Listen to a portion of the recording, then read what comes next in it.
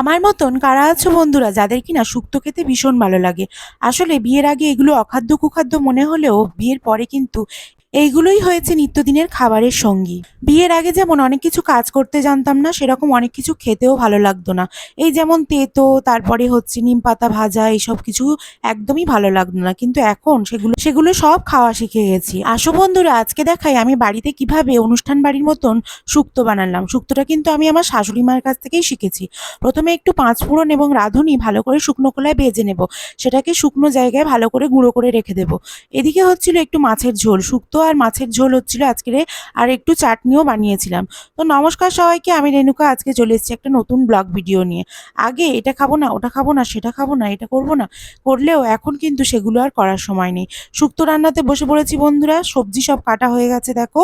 এখানে আমি রান্না করছি, আমার যা কিন্তু আনাজ কেটে কেটে দিচ্ছে আর আমার শাশুড়ি মা ধুয়ে দিচ্ছেন। দেখো, হাতে হাতে সবাই মিলে একসাথে মিলেমিশে কাজ করলে যে কাজ কত তাড়াতাড়ি হয়ে যায় তা কিন্তু তোমরা অবশ্যই জানো।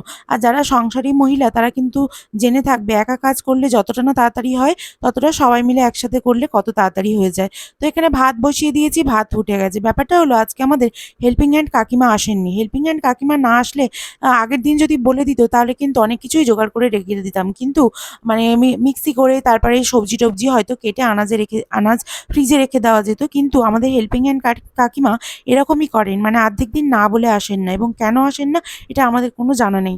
তো যাই হোক, এখানে ভাত বসিয়ে দিয়েছি, একটা নয় দুবার ভাত হবে। বিড়াল খাবে। আর আগের দিন বলে ফেলেছিলাম বিড়ালের মাংস। তোমরা অনেকেই বলেছিলে দিদিভাই বিড়ালের মাংসটা কি। বিড়ালের মাংস হলো একটা প্রেশার কুকারে করে বিড়ালের জন্য মাংস। আমার বলার ভুল হওয়ার জন্য ক্ষমা প্রার্থী আমি তোমাদের কাছে। আর হ্যাঁ, এখানে উচ্ছেগুলোকে আমার শাশুড়িমা বলেন একটু ছাঁকা তেলে ভেজে নিতে, আবার ওই তেলটাতে বড়ি ভাজানোও হবে। সেই জন্য একটু বেশি করে তেল দিয়েছি। তোমরা আবার মনে করো না যেন অনেক তেল দিয়েছি। সত্যি বলতে এই রেসিপিটা আমার শাশুড়ি মা যেহেতু আমাকে শিখিয়ে দিয়েছেন, ওই জন্য বলেছেন যে যখনই উচ্ছেটা ভাজবে তখন কিন্তু উচ্ছেটা ছাঁকা তেলে ভাজবে। কারণ উচ্ছে ভাজাটা হলো মেন। উচ্ছেটার উপরে ডিপেন্ড করবে তোমার পুরো শুক্তোর টেস্টটা। উচ্ছেটা যদি একটু তেল দিয়ে ভালো করে কড়া করে না ভাজো তাহলে আর শুক্তোটা অতটা টেস্টি মনে হবে না এবং খুব তেতো হয়ে যাবে। তো যাই হোক বন্ধুরা, বলে দিলাম তোমাদেরকে কি কি বলেছিল আমার শাশুড়ি মা। শুক্তোর প্রসেস চলছে। এখানে ভাতের হাঁড়িটা লাভিয়ে দিই। ভাতের হাঁড়ির বলতে এক হাঁড়ি ভাত ছিল আমাদের জন্য, আর বিড়ালের জন্যও ভাত ছিল। তোমরা যারা যারা বলেছিলে যে বিড়ালের মাংসটা কি, তাদেরকে আশা করি বুঝিয়ে বলতে পারলাম যে বিড়ালের মাংসটা হলো বিড়ালের আলাদা করে যে প্রেশার কুকারে মাংস বানিয়ে দেওয়া হয় সেটা। তো আমার ভুলের জন্য আবারও আমি ক্ষমা প্রার্থী। যাই হোক বন্ধুরা, এবার আমি মাছের ঝোলটা লাগানোর প্রস্তুতি করছি। গামলিটা ভালো করে এখানে মুছে তুলে নিলাম। আর আজকে না খুব কষ্ট হচ্ছিল, কেন জানি না, গরমও খুব পড়েছিল। আর তার সাথে সাথে কাজেরও অনেক তাড়া, অনেকগুলো রান্না বান্না, মানে বেশ অনেকগুলোই তরকারি আস্তে আস্তে করতেও অনেক সময় লাগছিল। তো যাই হোক বন্ধুরা, এখানে গরমের সময় আর আমাদের রান্নাঘরটা না জানালা নেই, সেই জন্য অনেক কষ্ট হয়।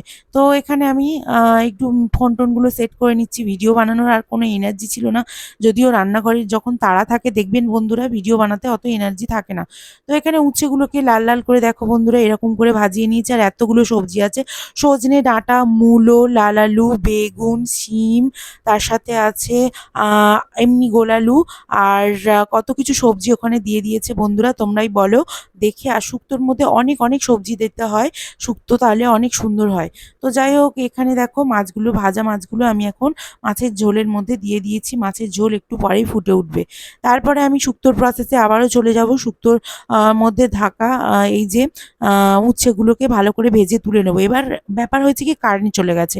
কি করব, কারেন্ট চলে গেছে, ভিডিওটা কন্টিনিউ করতে পারিনি বন্ধুরা। সবজি দেওয়া, তারপরে ফোড়নে একটু তেজপাতা, শুকনো লঙ্কা দেওয়া, এগুলোকে আর কিছুই তুলতে পারিনি। তো যাই হোক, এখন হয়ে গেছে। আর কারেন্ট নেই, একটা চার্জার লাইট ছিল সেটাই জ্বলছে।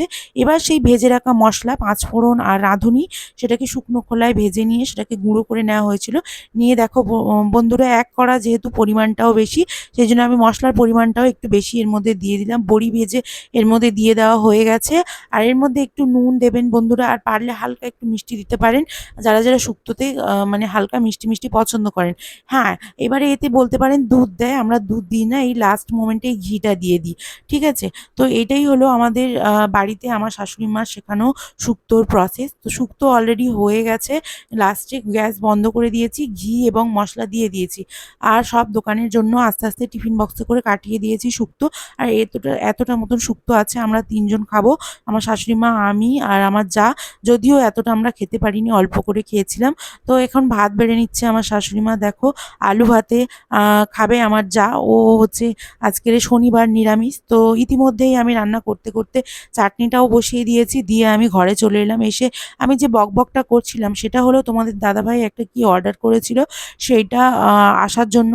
আমি তোমাদের আগের ব্লগ ভিডিওতে দেখিয়েছি যে সেন্টটা আছে আদের কাদের, তো আমি নামটা হয়তো ভুল বলেছি, তাও এখনও তোমরা অনেকেই কমেন্ট বক্সে কমেন্ট করেছিল ওই নামটা, ওটা নয়, অন্য।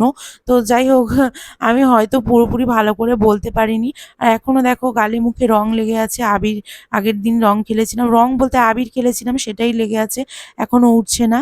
তো এখন বাইরে যাব বন্ধুরা, একটা পার্সেল এসছে, ওই পার্সেলটা, যে পার্সেলটা তোমাদের দাদাভাই অর্ডার করেছিল। আর যারা বলছিলে কমেন্টে দিদিভাই সেন্টটা কি উগ্র তীক্ষ্ণ বা কিছু, এক বোন কমেন্ট করেছিলে, তো তাকে বলবো না উগ্র না, কিন্তু হালকা, তুমি নিতে পারো এবং অবশ্যই ভালো হবে।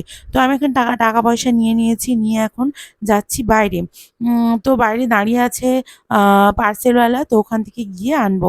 তো আমি যখন ভিডিও করতে করতে যাচ্ছি, পার্সেলওয়ালা কাকু বলছে ভিডিও করো না, তুমি ঘরে গিয়ে যখন পার্সেল আনবক্স করবে তখন ভিডিও করবে। না, আমি এখনই একটু ভিডিও করে নিই। তো বললো ঠিক আছে। তো যাই হোক, এখানে পার্সেল নিয়ে নিয়েছি। আজকের ভিডিওটা কেমন লাগলো অবশ্যই কমেন্ট করে জানিও বন্ধুরা। আর ভালো থেকো, সুস্থ থেকো সবাই, আর এভাবেই আমার পাশে থেকো। আর ভিডিওটা কেমন লাগলো নিশ্চয়ই কমেন্ট বক্সে জানিও।